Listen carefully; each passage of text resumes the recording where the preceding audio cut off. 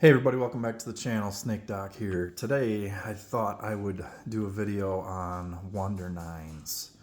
So what is a Wonder Nine? Well, it's got a few definitions, I guess. People are probably going to argue about it in the comments or tell me I'm wrong, but for the most part it is a double action slash double action single action double stack 9mm duty size service pistol. So, what brought them into existence? Well, the evolution from the 1911 to the Browning high power, the high power, being single action only, with the exception of the BDA, which was the Browning double action, which actually is the only high power that's classified as a Wonder Nine, technically. So, can't wait to see some of the comments about that statement. But I have quite a few. I've owned every flavor of them. If you look back at my video history, you'll see some other ones that I've owned that I'm not going to be able to demonstrate in this video because I no longer have them. But what made me want to do this video? Well, I just picked up this P89 the other day, and I've had a few P89s and 95s on my channel. Most recently, I believe I had a stainless P89. I no longer have that, but I came across this one locally, and I picked it up for an amazing deal. So this one I plan on hanging on to. I know I say that a lot of my videos end up selling stuff off, but I really do like the P89. I think it's extremely underrated, and it's really quite revolutionary. So let's talk about this one first, then I'll bring in the other ones, and we'll try and make this a reasonably length video. So P89, what do we have? Ruger made this. This is the evolution of the P85 and the P85 MK2 or Mark II. This is also available in a P89 DC, which would be designated right here behind this P89. It would be decocker only. This one has a safety and a decocker. So here you can see it is safe. If you look through that hole right there, it makes it white. And then if you flip up here, I don't know if my lighting is going to show you, but there you can see the red. So therefore, now this is in the fire mode.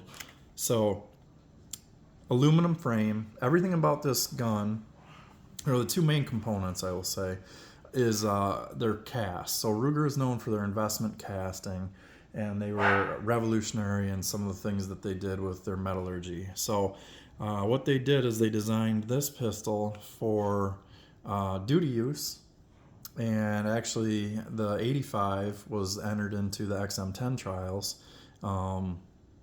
The P89, had that been ready, who knows, it might have beat the Beretta, we don't know. Anyways, what do we have? So we have 3-dot sight arrangement here. There you can see the rear and then the front. The front is held in kind of like a revolver sight. It's got double pins right here. It is a cast chunk of steel that they milled into the shape that they wanted. And then the frame was made from aluminum casting. So very, very robust design pistol. Look at how thick those rails are. It's pretty unbelievable. There you can see the casting line on the hammer. Pretty much everything on here is made from cast metal. I don't know the exact parts count, but supposedly even the barrel blanks were a big chunk of cast steel that they milled down. The guide rod on these is aluminum. Magnet will not stick to it, and it is chamfered in a couple spots, so it's pretty cool design. They have a nice long feed ramp on them. 15 round box fed magazine. These are available. You can get Metgar makes 17 round mags for this gun as well. We have a lanyard loop on here for duty. And the cool thing is they recessed out the frame, so the grips actually sit into the frame instead of sitting on top of them. So in theory, it does make for a slimmer grip profile on here, and it really does have a very nice ergonomic hand feel. The top is where it really gets kind of chunky. So nice, big, thick slide release, which also acts as the takedown lever. It is captured. Sorry, I don't know if that killed my audio. It is captured, so when it pushes out, it stays retained into the pistol, which is also kind of a cool thing that a lot of guns don't have these days. This one, being a 305 serial number, dates it to 1993. These were manufactured, I think 89 was the model, but I believe they were released in 1990. Manufactured up to about 2009. Packmeyer, Uncle Mike's, and Hogue make grips for these, as well as there's some companies that make G10 and wood. Interesting style magazine release in the fact that it's not really a button per se, but it's more, you can see how it's grooved right here because you actually push it forward. So by pushing it forward is how the spring is relieved, and it releases the magazine from the pistol. Magazines are offered in, I don't know if that's nickel or stainless or what that's made out of, but Mac-Gar has them in blued and nickel finishes, and I believe Ruger, even in the factory, was blued or whatever that metallic is. Big chunky stampings here. This one says, before using gun, read warning and instruction manual, available free from Sturm Ruger Co. So you can see it's kind of a big piece, but it has a decent trigger on it. If you pull through, and it's probably going to kill my audio, so we're on safe right now, so you flick that back up. Double action. Heavy. Smooth though. I don't know if this one's smooth because it's so old. It's probably been fired a lot, but it's in great shape. And then single action. There's a lot of take up on single action, so there it is. But there's a defined wall. Press.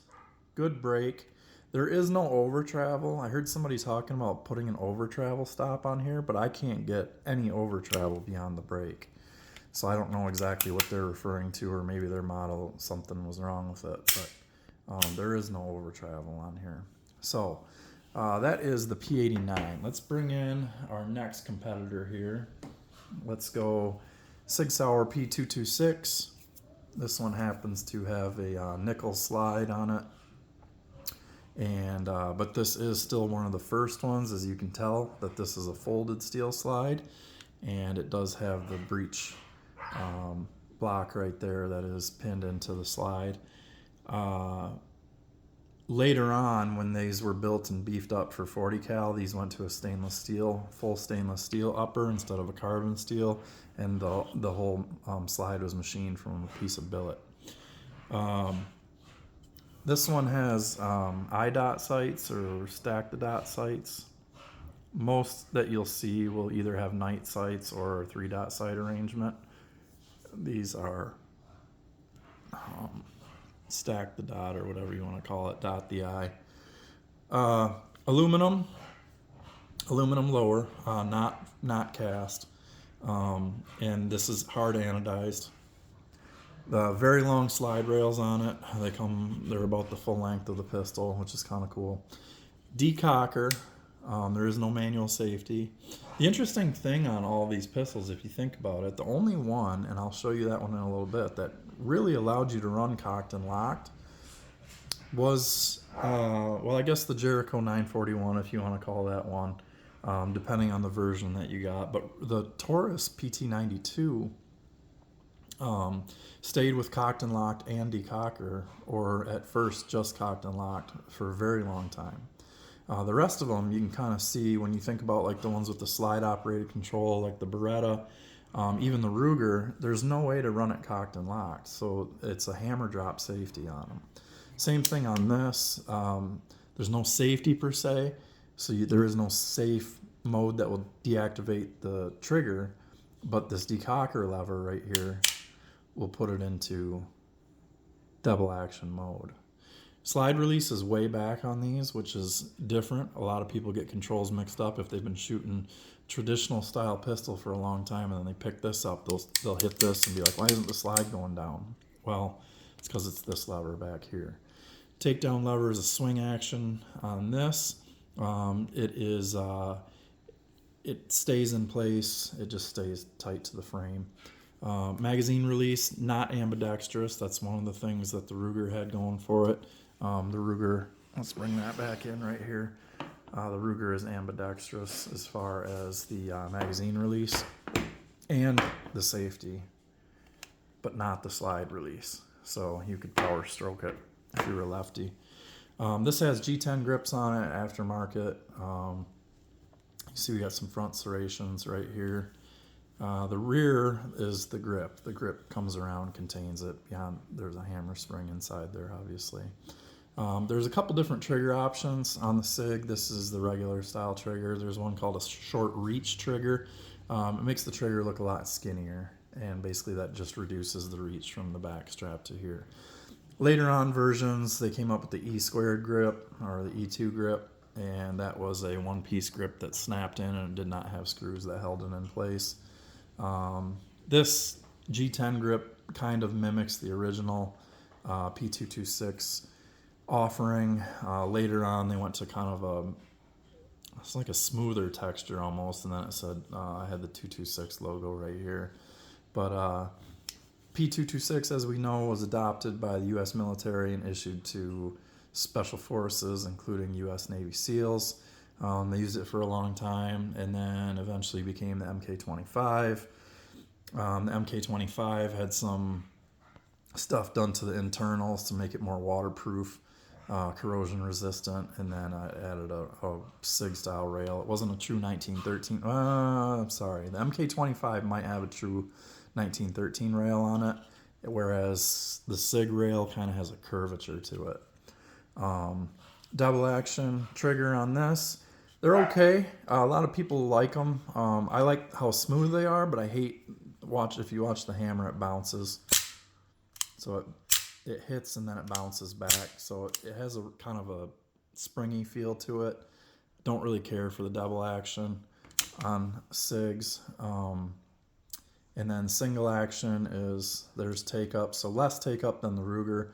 Nice wall and a really nice brake actually. So just has that weird, and what that is, it's called I'm gonna forget exactly the term for it. It's hammer catch or something like that.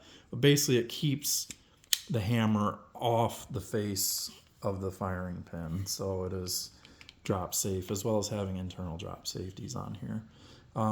The SIG design was one of the first to get away from the swinging link, which the Rugers use, and where it uses the breech as the lockup. So that's interesting in that regard. So before I get into the Beretta style pistols here, let's talk about Glock 17 for a minute. Is that a Wonder 9? Well, I guess so. In technicalities, it is double action. The cruciform retracts and pulls the striker back before it releases it. It is double stack, and it is 9mm. So this one, it's a little bit fancier. It's got a Brownell slide on it, window cut, copper aim surplus barrel on it, fiber optic sights, blah, blah, blah. But you see, everybody knows what the Glock is. So Glock 17 uses that SIG style breech, as most modern guns do. There's a few that are different. But yeah, so Glock 17, do we want to consider it in there? Well, it's the evolution of it. So these came out in late 80s. So, in theory, they were right there with Ruger and everybody else that was out at around that time. Representing our Beretta 92, we have the Girsan, which is a clone, almost part for part identical clone to the 92. In this case, it would be like an A1 because it has a rail on it. So, again, what I was talking about before, double action, single action, double stack magazine, 9mm. Double action is able to be dropped to sit The double action mode there, when it's safe, it kills the trigger. And you'll say, what is that thing popping up? Well, that is your firing pin block moving out of the way. So you flip the action back up, you got your double action, heavy pull, smooth. Single action would be after the slide manipulates. And then here's your take up. Nice wall.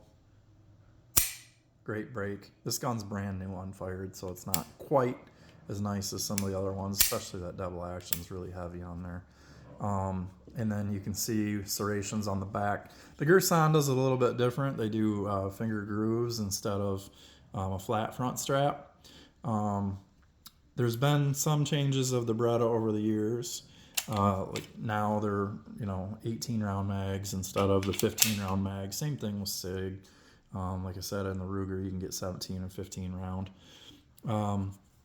Ambidextrous safety on here. There's also the version that's G is decocker only, which would be like your P89 DC or your P95 DC. And in that case, when this gets pushed down, it automatically flips itself back up. So there's never a safe option on it. There's only double action or single action on it. Single side magazine release on here. Let's see what else. Lanyard loop. Lanyard loop is not on all models of Berettas, but the other design difference on these is the fact that you have an open top slide, and it uses a locking block. So what this borrowed from was like the Walther P1, or what some people called the Luger pistol. It uses a block that attaches to the barrel, and it pulls itself down as the slide reciprocates. It brings the barrel. The barrel always stays in the same plane there. You can see it doesn't really drop. The block just allows the slide to go, and then it picks up the next round. So these are very reliable in the fact that they basically straight feed right into the barrel. Great gun. So now that makes us talk about the Taurus PT92, also available in the PT99, PT100, and the PT101. Those are 40 caliber flavors, whereas in the Berettas they go to 96. So 92, 96. Taurus went 100 and 101 for their 40 cals. Their PT99 just had an adjustable rear sight. So it was more of a target style rear sight. This one has aftermarket wood grips on it. This one is a little bit later model. The first ones, I have a video of those, was copied off the original Beretta, where it had the heel mag release right here, and then it had a manual safety right here. And that was the way the original Beretta 92 was made. Then the evolution was to a thumb release for your magazine, as opposed to the heel release. When it did that, also, that's when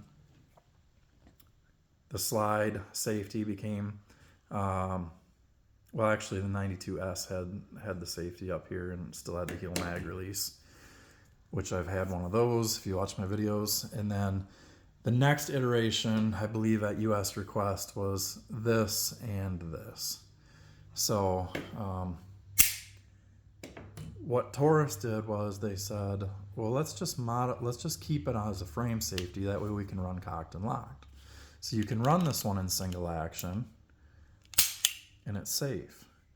None of the other guns are letting you do that because they all drop the hammer, including the Smith & Wesson 59 series, 5906, which I've recently had. I have videos on that. The safety mechanism was up here, and it's a hammer drop safety. This one, you can run safe in double action. You can run cocked and locked in single action. You can decock it to double action and run it safety off with a heavy trigger pull like the other guns. This one has a really nice trigger in it. I don't know if the prior owner did anything to it, but has a nice double action, single action. There's your take up, and your wall is defined. Great brake, no over travel. I'm running a tack light on this. Earlier versions did not have an accessory rail on it. I think their accessory rail came out in like 97 on these. So this is a post 1997 gun. There have been various changes done to these over the years. Front serrations on this kind of mimic the Beretta. Rear serrations here. This had a Taurus security system on here that I removed and just put in a set screw there instead. They have changed their serrations over the years. They've changed a few things on them. Really, really great guns. Probably the best gun that Taurus ever produced. Initially, when they were made in Brazil, Beretta actually had a factory down there that was making them, and then Beretta sold it to Taurus Group, and Taurus used that machinery to produce the PT92. So it's a really good gun with some really good genes. So I use this one as just a home defense pistol, and keep a light on it, and it's just a great gun, and it's, it gives you a lot of options, and it's just more intuitive for those that run 1911s all the time. It's just really easy to use this safety. It's in a better spot than reaching way up here on the slide for it. So all right, that's kind of that. Let's pull them all here, and let's see what the weight differences are on them. And this won't be exact or anything, but these are all safety checked, obviously. Empty magazine, but we're going to leave the mag in it. PT89, 32.56 ounces. P226, 32.24 ounces. This one happens to have the dovetail notch magazines, Parkerized P226 15 round. They do make 18 round. Metgar is making mags for these. Probably made the original mags. If you can, try and avoid the Checkmate magazines for the SIG. They're not that great. Here is the Girsan representing the Beretta 92. 33.5458. For some reason it's jumping around there. Let's see if we can get a steady number there. Nope. That's strange. And then this one has 18 round magazine in it by Metgar. There you can see Metgar. These will work in, this uses Beretta mags. The mags between the Beretta and the Taurus aren't interchangeable. The Taurus is going to have a light on it, so it's going to come in heavier. 36.86. So they're all around that 32 to 34 ounce mark. And where the big change came in was when the Plastic Fantastics came out. So let's throw a SIG on there, or I'm sorry, a Glock on there, 23.6. This one has a Magpul mag on it, which is a little bit lighter than the OEM mag on it. And it has the cut on the slide. But as far as, I've got a grip force adapter on there, I've got extended controls, whatever. They're right around that 22, 23, 24 ounce mark. So a solid 10 ounces lighter than your Wonder 9s, your metal frame Wonder 9s.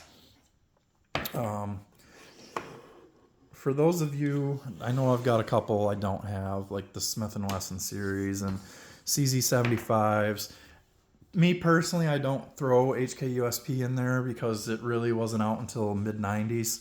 And the USP was built for a 40 cal and then adopted to 9mm. So I don't consider it a Wonder 9. You can hate me for that all you want. But tell me about what Wonder 9s you guys have and what you like about them and why you have them.